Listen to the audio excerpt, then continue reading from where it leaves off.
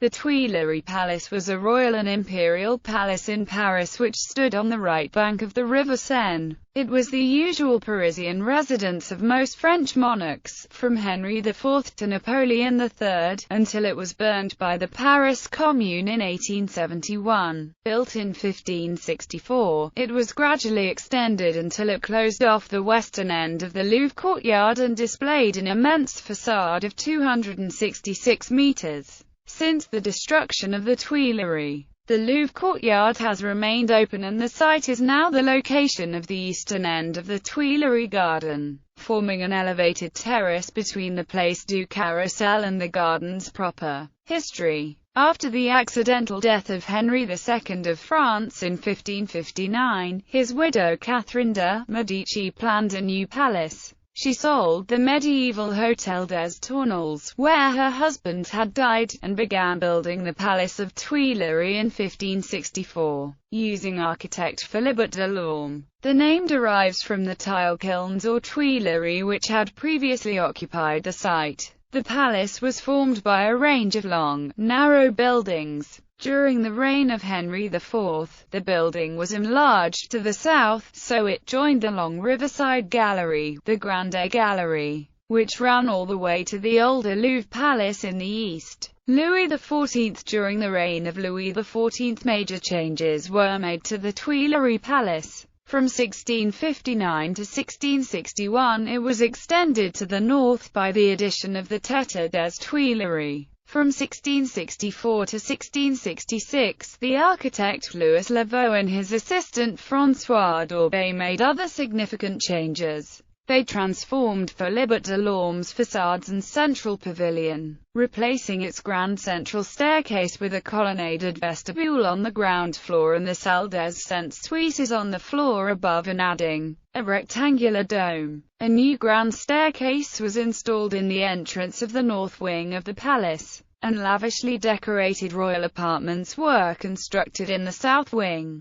The king's rooms were on the ground floor, facing toward the Louvre, and the queen's on the floor above, overlooking the garden. At the same time, Louis' gardener, André Le Notre, redesigned the Tuileries Gardens. The court moved into the Tuileries Palace in November 1667, but left in 1672, and soon thereafter went to the Palace of Versailles. The Tuileries Palace was virtually abandoned and used only as a theatre, but its gardens became a fashionable resort of Parisians. Louis XV. The boy King Louis XV was moved from Versailles to the Tuileries Palace on 1 January 1716, 4 months after ascending to the throne. He moved back to Versailles on 15 June 1722, 3 months before his coronation. Both moves were made at the behest of the regent, the Duc d'Orléans. The king also resided at the Tuileries for short periods during the 1740s. Louis XVI on 6 October 1789, during the French Revolution, Louis XVI and his family were forced to leave Versailles and brought to the Tuileries, where they were kept under surveillance. For the next 2 years the palace remained the official residence of the king. On 9 November 1789, the National Constituent Assembly, formerly the Estates General of 1789, had moved its deliberations from the tennis court at Versailles to the Tuileries, following the removal of the court to Paris. The Tuileries covered riding ring, the Salle du Manéga, home to the Royal Equestrian Academy, provided the largest indoor space in the city. The royal family tried to escape after dark, on 20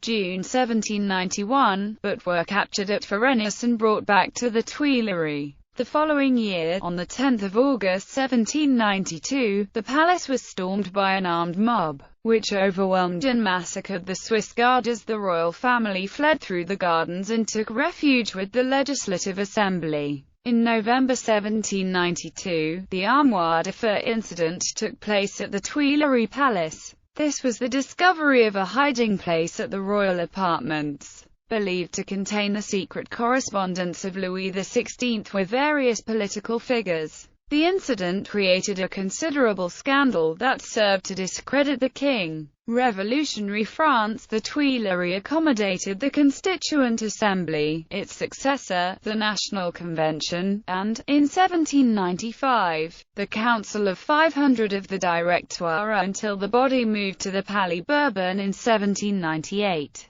In 1799, the Jacobin Club du Manéga had its headquarters there. The Committee of Public Safety met in the Pavillon de Flore. A courtier of a later era could summon up nightmarish visions of the palace's salle de spectacle, or theatre, where many convention sessions were held during the Reign of Terror. At night a single lamp illumined this huge deserted hall, peopled with terrible memories. These I would often muse over as I stopped at the spot once occupied by the chair of the president, where Boissy d'Anglas had saluted the bleeding head of Faraud, and where Thuriot had listened impassively to the outburst of Robespierre at Bay, president of assassins. Once more I asked Thuriot. I saw in imagination the mountain, the plain, the marsh, and the crowded tribunes. I fancied I could hear the shrieking clamor of the triqueteuses, and the drums of the sections, hastening to the attack or to the rescue of the assembly, and I would call up one or other of the acts of the mighty drama of which this sinister hall has been the scene. Augustin Filin, Recollections of the Empress Eugénie, Napoleon. When Napoleon Bonaparte came into power in 1799, he made the Tuileries the official residence of the first consul and, later, the Imperial Palace.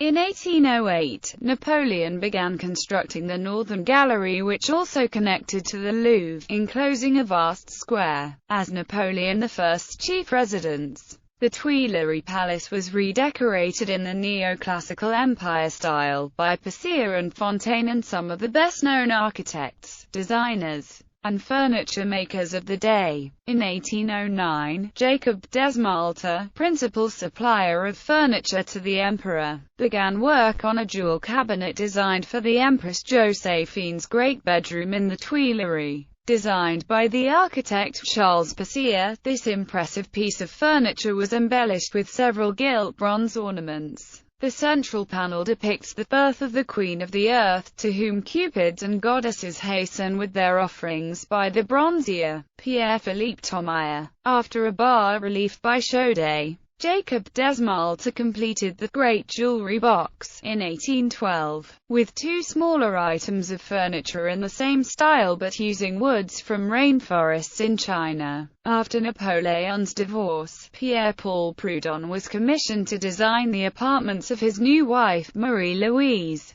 For the bridal suite of the new empress he designed all the furniture and interior decorations in a Greek Revival style. Restoration. The Tuileries Palace became the royal residence at the time of the Bourbon Restoration from 1814 to 1830. During the July Revolution of 1830, the palace was attacked for a third time by an armed mob and occupied. The Swiss guards stationed at the palace, aware of what had happened in 1792 to their predecessors, abandoned the palace. King Louis-Philippe I took up permanent residence there until 1848, when it was again invaded on 24 February. After the coup d'état by Louis Napoleon Bonaparte in 1852. The Tuileries Palace served as the official residence of the executive branch of government, and when President Louis Napoleon Bonaparte became Emperor Napoleon III, he moved from his office at the Élysée Palace to the Tuileries. The Second Empire. During the Second Empire, the Tuileries was extensively refurbished and redecorated after the looting and damage that occurred during the Revolution of 1848.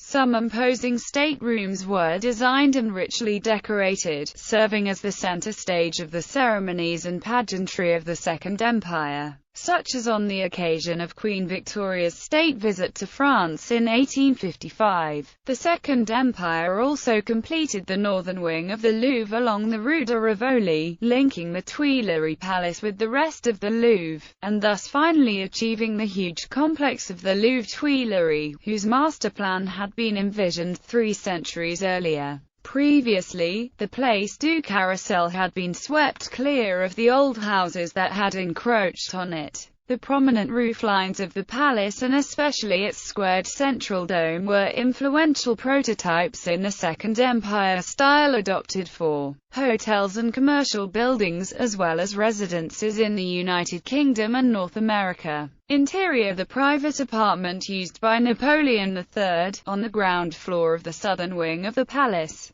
consisted of overheated gilt boxes furnished in the style of the First Empire, being kept at an excessively high temperature by the Emperor. Empress Eugenie had her apartment above, connected to the Emperor's by a winding staircase, with a mezzanine occupied by the treasurer of the privy purse in between, and comprising 8 of the 11 rooms on the bel etage of the southern wing's garden side. This arrangement at the Tuileries was unlike at Versailles, where the apartments of monarch and consort were both on the same floor and the king's was the grander of the two. The staterooms, on the carousel, or east side, of the south wing were used variously depending on the occasion. If it were an informal dinner, the household would gather in the private drawing room, or Salon d'Apollon, which was separated from the Salle de Maréchaux, in the central pavilion, by the first consul's room, or Salon Blanc. The party would proceed through the throne room to dinner in the Salon Louis XIV.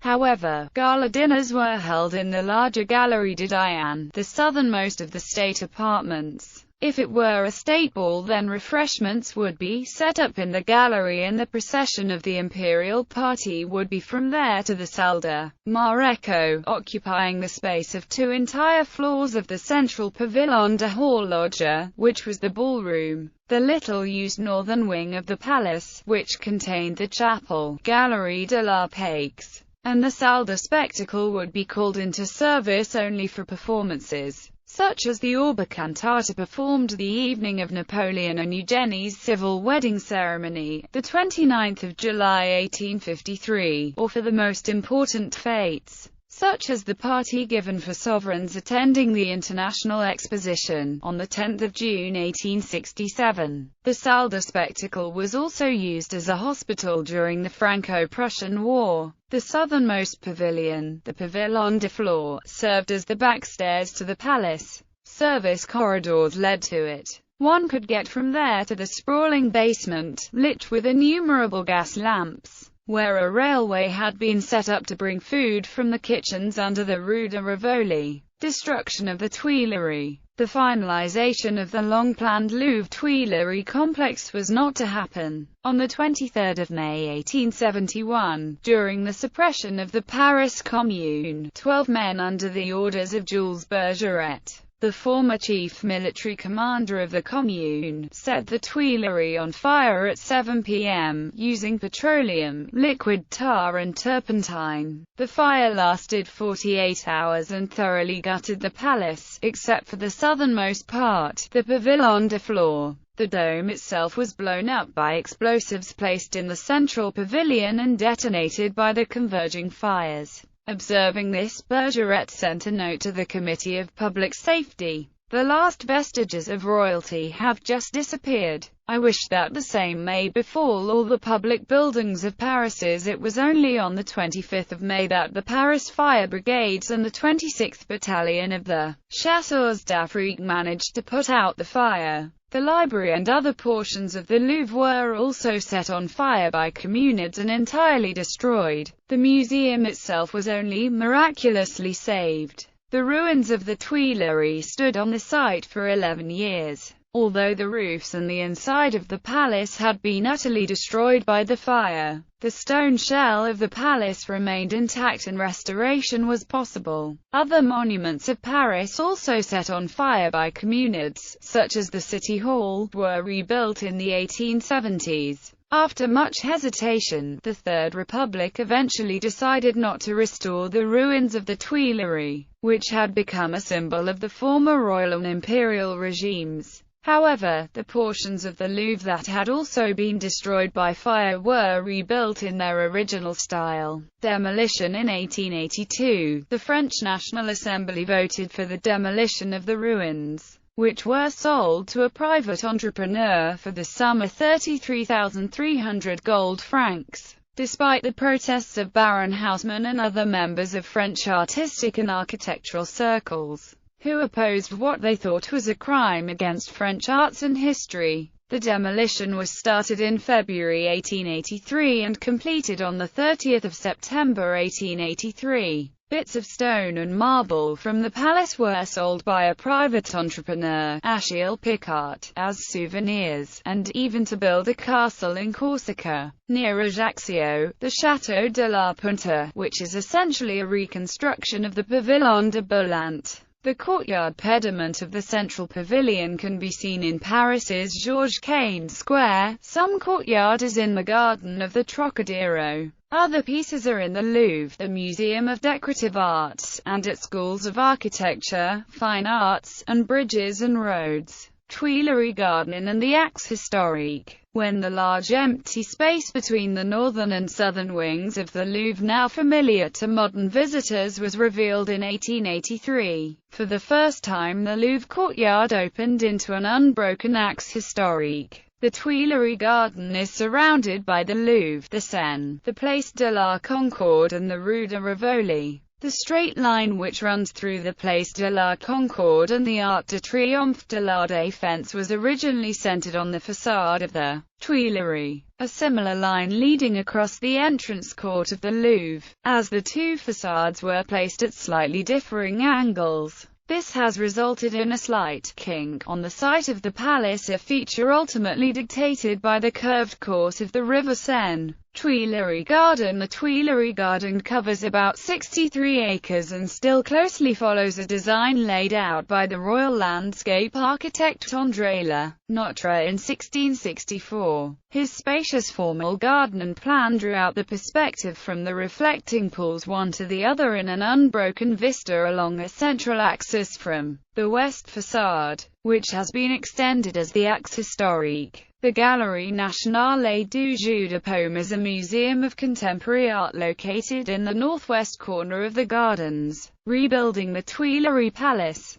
Since 2003, the Comité National pour la Reconstruction des Tuileries has been proposing to rebuild the Tuileries Palace. This effort is similar to the proposal of reconstruction of the Berliner Stadtschloss. There are several reasons for rebuilding the Palace of the Tuileries. Ever since the destruction of 1883, the famous perspective of the Champs-Élysées, which ended on the majestic façade of the Tuileries Palace, now ends at the Arc de Triomphe du Carrousel, formerly centered on the Tuileries but now occupying a large empty space. The Louvre, with its pyramid on the one hand, and the Axe Historique of the Place de la Concorde Champs-Élysées Arc de Triomphe on the other, are not aligned on the same axis. The Arc de Triomphe du Carrousel fortuitously stands near the intersection of the two axes. The Palace of the Tuileries, which was located at the junction of these two diverging axes, helped to disguise this bending of the axes.